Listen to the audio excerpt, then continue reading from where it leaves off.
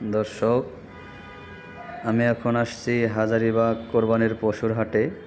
রাতের বেলা কিছুক্ষণ আগেই অনেক বৃষ্টি হয়েছে, আপনারা দেখেই বুঝতে পারতেছেন। এই যে গরুগুলো কিছু দাঁড়িয়ে আছে, ভিজা, বসতে পারতেছে না। অনেক মানুষ অলরেডি তারা অফিস থেকে ফিরতেছে, এই কাদা মাখা রাস্তা দিয়ে হাঁটতে হবে।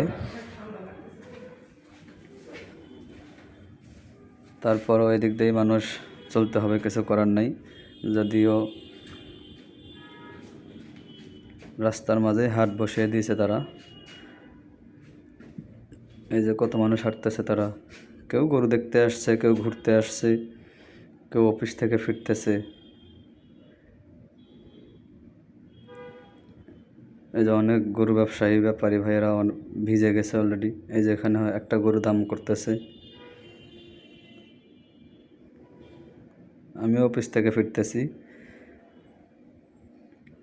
আমি হাঁটতে হাঁটতে ভিডিও করতেছি, যে একটু দেখি, আপনাদের সাথে দেখাই কেমন লাগে। এই যে গরু শুয়ে পড়ে গেছে, গরুগুলার কি বেহাল নাজেহাল অবস্থা হয়ে গেছে বৃষ্টিতে ভিজে। আসার পর থেকে এরা বৃষ্টিতেই কন্টিনিউ ভিজতেছে। এর আগে হয়তো বা আর্লি এত গরু চলে আসে না রাজধানীর বাজারগুলোতে, কিন্তু এইবার আবহাওয়া অনেক নাকালে,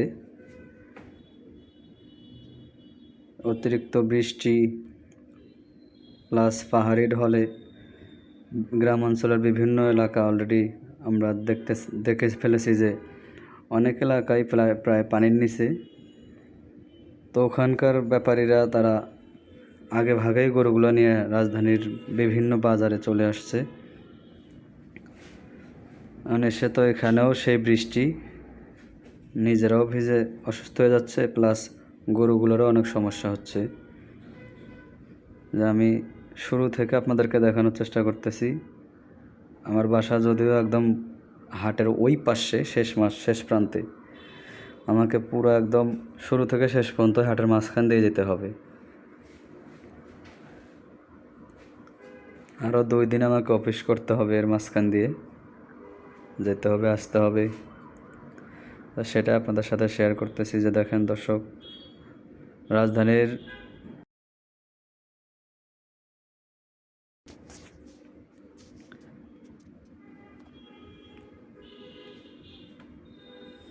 দেখেন দর্শক,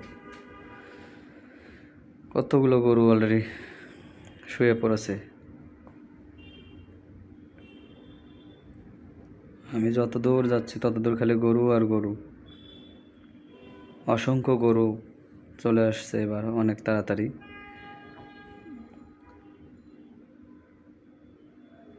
বড় বড় সাইজেরই গরু, মোটামুটি ছোট গরু দেখাই যাচ্ছে না। সবগুলো গরুই মিডিয়ামের উপরে অথবা বড়।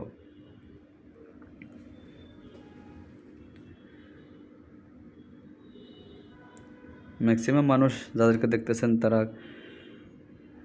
শুধু দেখতে আসছে, এখন কোনো বিক্রি নেই। গরু আসতেছে আসতেছে, কিছু ফাঁকা জায়গা আছে, ওগুলোও ফুলফিল হয়ে যাবে।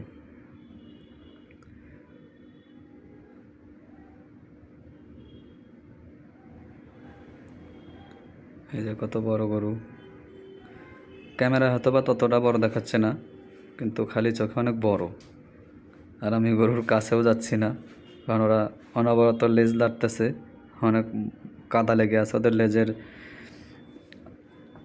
গায়ে লাগলে তখন আমার ময়লা লেগে যাবে। এই যে সব অনেক বড় বড় গরু দাঁড়িয়ে আছে, শুয়ে আছে।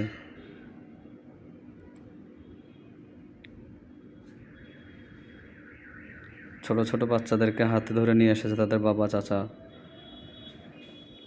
গরুর হাট দেখানোর জন্য।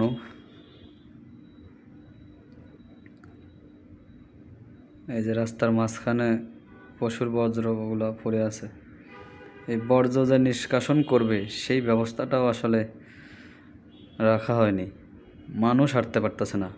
বর্জ্য নিষ্কাশনের যে গাড়ি সেটা এখানে ঢুকবে কিভাবে?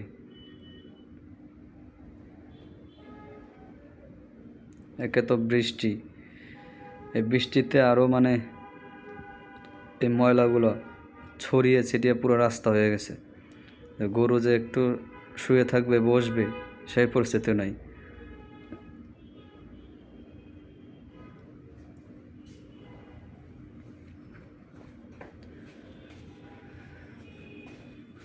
সবগুলো অনেক বড় বড় গরু।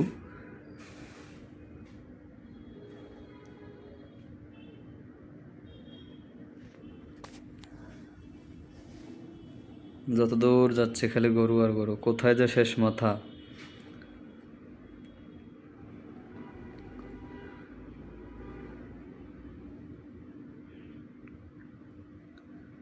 হাঁটছি তো হাঁটছি, রাস্তা মনে হয় শেষ হচ্ছে না, খালি গরু আর গরু। এই যে এদিকে একটু জায়গাও রাখে নাই, মানে প্রায় একটা গরুর সাথে একটা গরু লেগে যাচ্ছে এই অবস্থা। এই পাশের গরু লেজ দাঁড়লে ওই পাশের গরুর শরীরে লাগতেছে, ওই পাশের গরু লেজ দাঁড়লে এই পাশের গরুর শরীরে লাগতেছে। মাঝখান দিয়ে 1 হাত পরিমাণ একটু ফাঁকা আছে এখানে।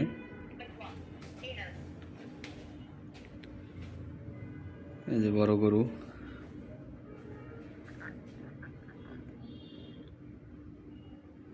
পরের ভিডিওতে আপনাদেরকে ব্যাপারীর সাথে কথা বলে দেখাবো যে দাম করে কেমন দাম চাচ্ছে তারা এই গরুগুলোর, বা এবার ঈদে গরুর দাম নিম্নমুখী থাকবে নাকি ঊর্ধ্বমুখী থাকবে আপনাদেরকে দেখাবো। সবাই আমার চ্যানেল সাবস্ক্রাইব করে পাশে থাকবেন। নিত্য নতুন ভিডিও পাওয়ার জন্য আপনার ফোনের বেল আইকন বাটনটা অন করে রাখবেন। আমার চ্যানেলে যে গানগুলো পান সেগুলো মূলত আমিই গাই। আমি আপনাদের পরিচিত সেই সোহেল ভাই।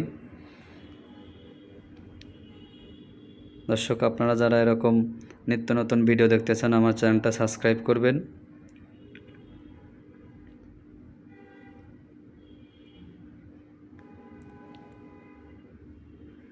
অনেক জায়গায় আসলে আলোক স্বল্পতা, যেখানে অন্ধকার, গরুগুলো অন্ধকারেই রয়েছে।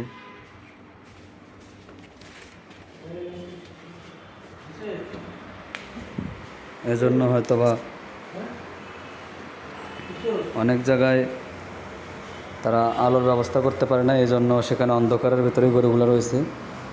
এইসব জায়গায় আলোর ব্যবস্থা করলে ভালো হয়।